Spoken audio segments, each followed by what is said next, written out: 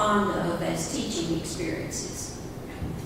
In this particular activity, we were all taken out onto the baseball field and blindfolded.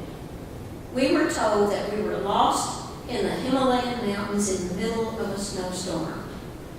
But there was someone who could lead us to safety. A Sherpa who knew all the mountain trails. The problem was that the Sherpa could not speak. So here we were, lost in the mountains, and our only hope of getting out was a guide who could not verbally communicate with us.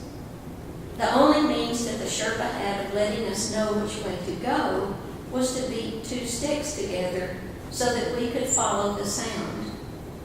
After much tripping and bumping into each other, we finally made it to safety and were allowed to remove our blindfolds and learn the identity of our Sherpa. Several of us admitted quietly to each other that if we had known beforehand who the Sherpa was going to be, we would not have been so willing to follow him. It was a wonder we did make it to safety, we said. The resource leader had chosen as our Sherpa a teenager who had been disrespectful to his parents.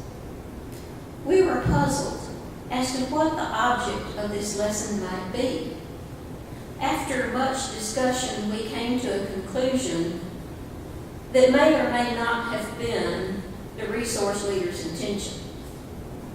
If this was about trusting God, he had it all wrong. The God we believed and trusted in was not a teenager disguised as a Sherpa beating two sticks together. And, we said, God does not leave us weak and helpless with only the sound of two sticks hitting together to guide us. Being lost on the mountainside may be the way the rest of the world lives, we said, but it is not the way that those who choose to trust in God live.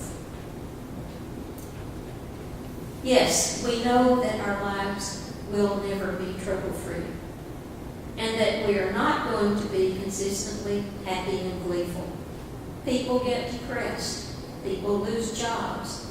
People die. Pets die. People get sick. Roofs leak.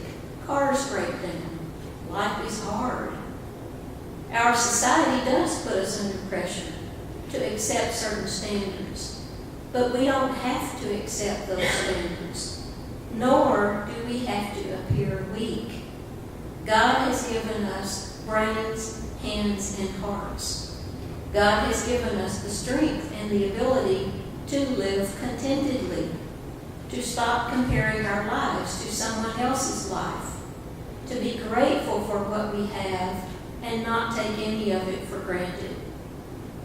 Trusting God and being content with what we have might be considered a fault by other people's standards, but we don't need their approval.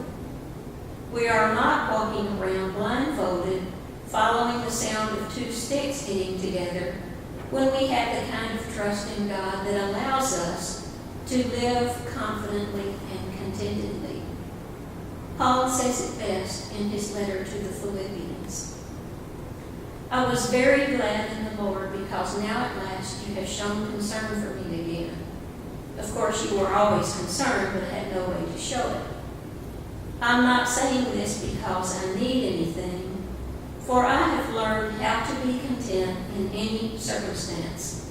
I know the experience of being in need and of having more than enough. I have learned the secret to being content in any and every circumstance, whether full or hungry, or whether having plenty or being poor. I can endure all these things through the power of the one who gives me strength. And if I can find my book, we're going to sing